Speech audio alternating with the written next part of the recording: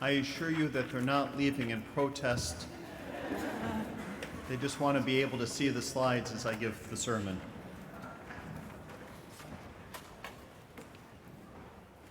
We begin with the story.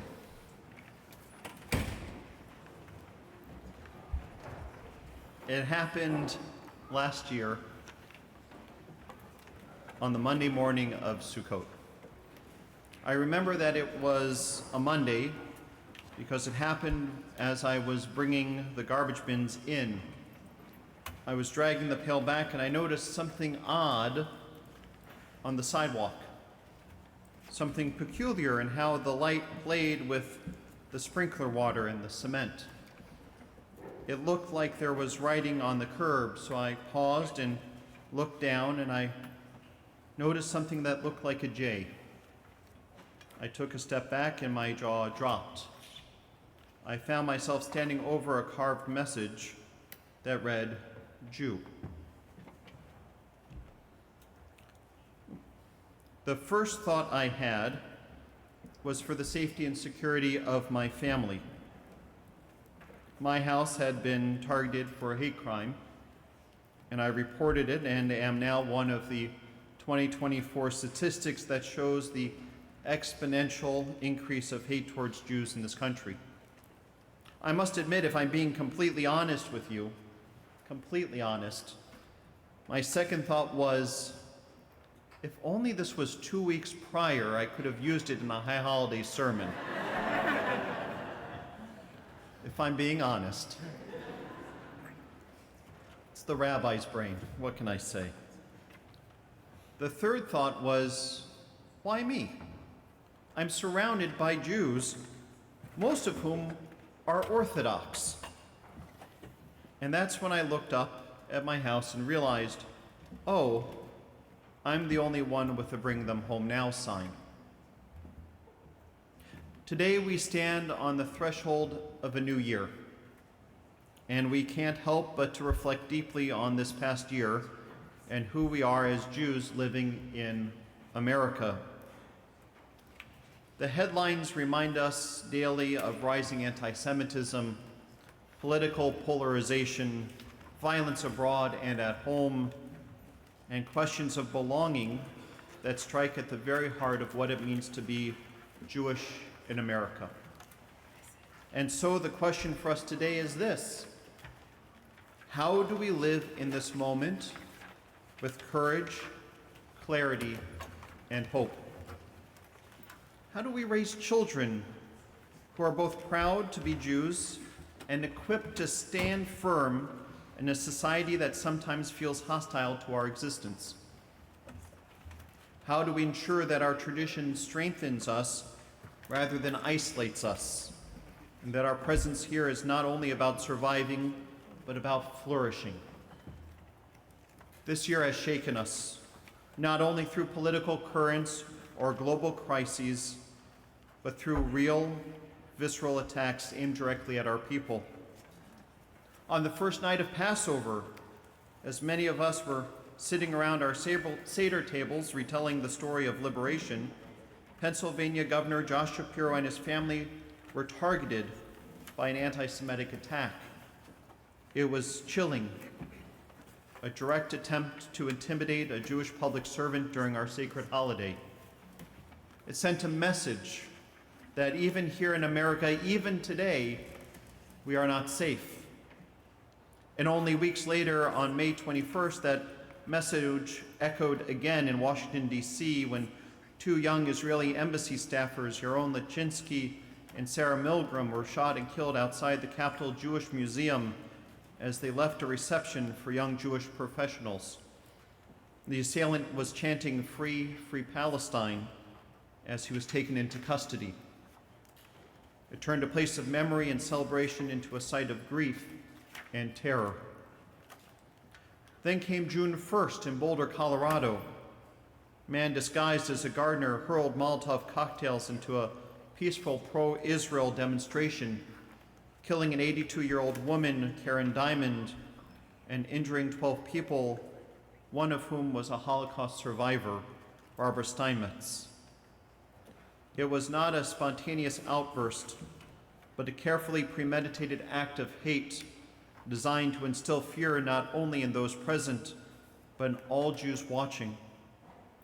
While in custody, the attacker exhibited no remorse, saying that he hates the Zionist group, that he wanted to kill all Zionist people, and that if given the opportunity, he would do it again. 3 incidents, 3 very different contexts, one sobering message. Anti-Semitism is not a relic, not a specter confined to the textbooks or Holocaust museums. It is alive, aggressive, and bold enough to interrupt our holidays, infiltrate our civic institutions, and ignite violence in our streets. And yes, there are so many more incidents to choose from that I'm sure each one of you is thinking about right now.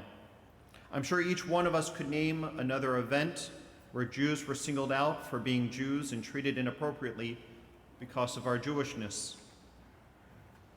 As a general rule, once I put a sermon to bed and it's ready to go, I typically don't change it much, because then it just all goes out of whack. But I do feel the need to respond to yesterday's decision to recognize a Palestinian state.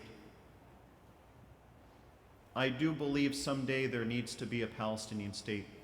The Palestinians are not going anywhere, the Israelis are not going anywhere, and we need to figure out how to live together. But I think what happened yesterday only rewarded terrorism, only gave Hamas exactly what they wanted, brought us no closer to getting the hostages home, brought us no closer to ending this war or feeding a country, brought us no closer to peace. It only rewarded terrorism. And I think it emboldened those who want to shout, "Free Palestine," as they throw Molotov cocktails at innocent people. I think it just muddied the waters between anti-Zionist, anti-Israel, and anti-Semitic rhetoric. Perhaps I'm wrong. I hope I'm wrong, but I don't think I am. We would be naive to ignore the fear these attacks provoke. Fear is real, but fear alone cannot guide our response. Our history teaches us this. Safety has never come from aligning with power for its own sake. Safety has never come from silencing dissent or weakening the freedoms that make life possible for us here. Rather, our safety as Jews has always been tied to something deeper, to the flourishing of civil society, to the strength of democracy, to the protection of human dignity for all. When those foundations are strong, we thrive. When they are weakened, when free speech is curtailed, when protest is criminalized, when immigrants are scapegoated, when the vulnerable are left unprotected, then we are all at risk. To trade away the freedoms of others in the hope of securing ourselves is not only short-sighted, it undermines the very ground beneath our feet. In the face of fear, our tradition calls us back to the stories of our heritage. The Talmud tells the story of Rabbi Akiva, who during the Roman persecution continued to teach Torah publicly, even though it was forbidden and even though his life was threatened. When questioned by students about why he's still teaching Torah when his life is at risk, he replied with a parable. There was a fox that invited the fish to leave the water because they are worried about the dangers of the net. "Come on to the land, there's no net here." But the fish answered, "If we were afraid in the water, which is our life, how much more so on dry land where we cannot live?" So too, Akiva said, if we are afraid while clinging to our Torah, our life source, how much more so if we abandon it? Akiva's courage was not reckless bravado. It was clarity. Our strength does not come from abandoning who we are or hiding our Judaism in public. Our strength comes from deepening it. Torah, tradition, values, these are our waters.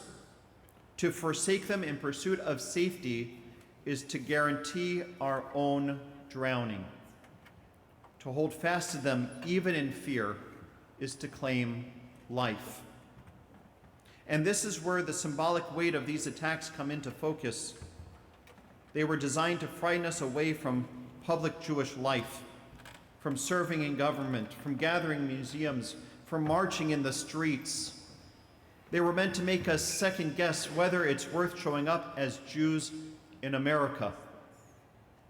But like Rabbi Akiva's fish, we know that abandoning our waters is not an option.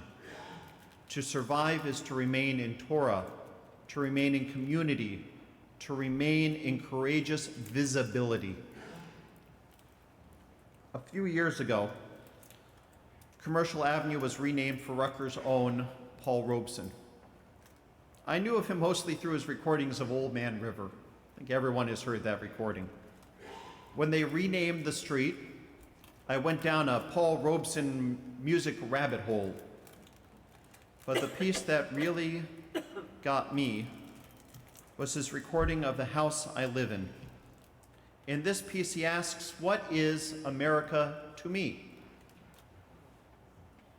A name, a map, a flag I see, a certain word, democracy. What is America to me?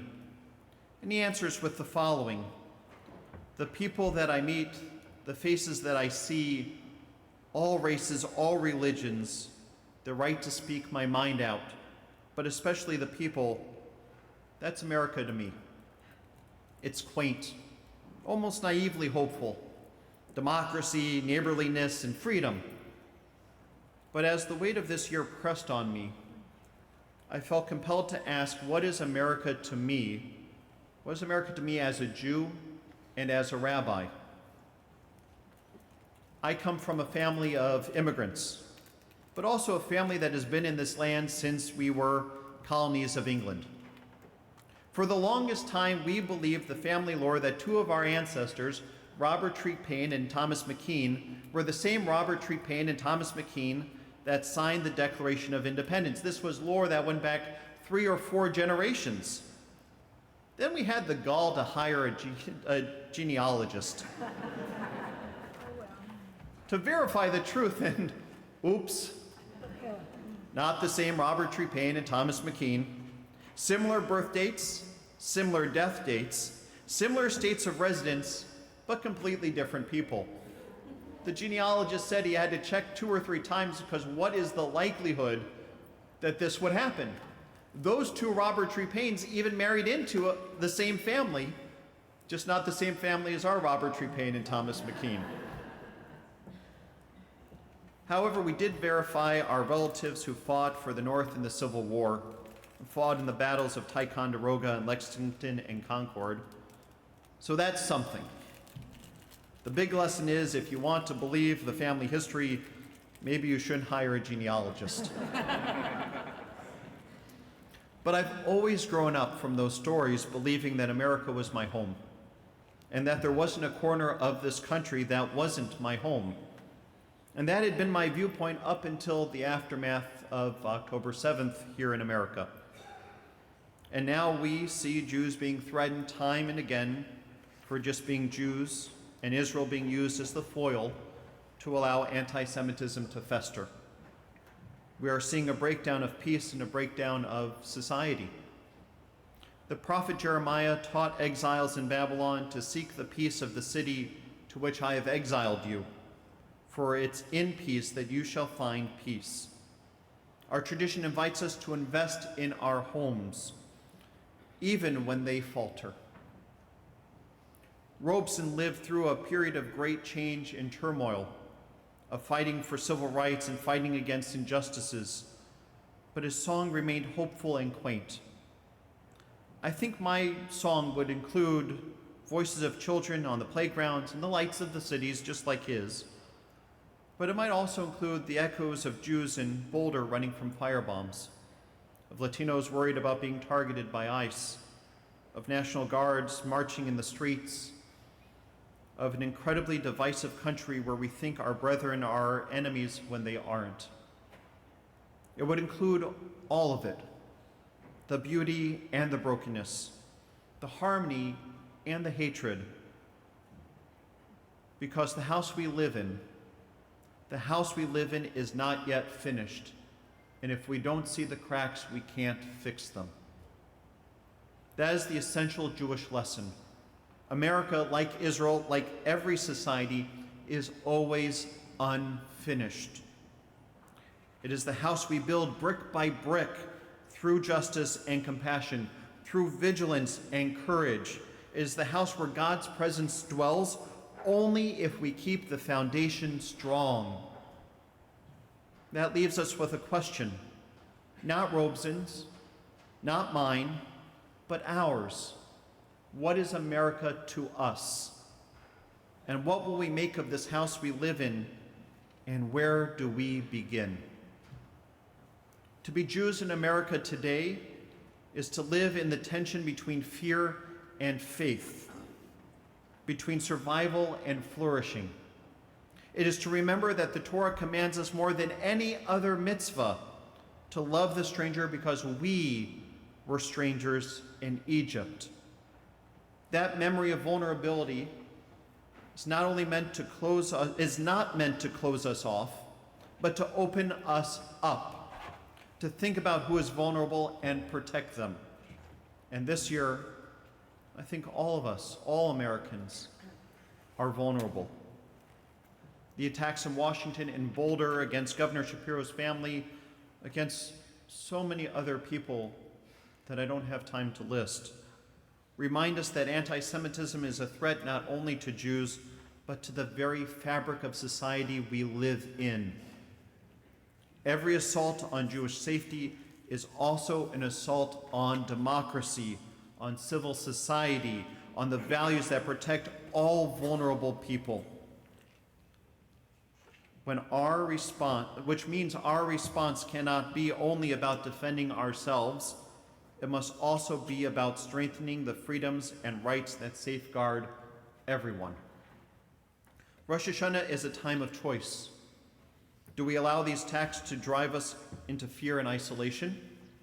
Or do we respond with courage like Rabbi Akiva, knowing that our life is in Torah, in justice, in the waters of community and hope? To be Jews in America today is to insist that we can both fight anti-Semitism and stand with others who are vulnerable. It is to believe that our safety lies not in retreat but in solidarity. It is to hold fast to the truth that while we cannot stop every act of hate, we can refuse to let hate define us. The shofar we hear on Rosh Hashanah is not a lullaby. It is a cry that pierces the soul. It tells us, wake up. The world is broken, and you are called to help mend it. The shofar does not ask us to wait for perfect conditions. It demands that we step forward in imperfect ones. It demands that we remain visible as Jews, resilient as a community, and faithful as a people who know that God's presence abides wherever justice and dignity are defended. On Rosh Hashanah, and on this Rosh Hashanah, may we also resolve to live as Jews who refuse to abandon our waters, who cling to Torah and tradition, not as relics, but as our source of life. May we raise children who are not only unafraid of their identity, but proud of it, who know that to be Jewish is to stand for hope, for justice, and for dignity. May we resist the temptation to let fear be weaponized against us. May we respond to every attack not with retreat, but with courage. And may we live this year and every year as a people of memory and a people of hope, a people proud of our Jewish heritage and who we are. Amen. Shana Tova.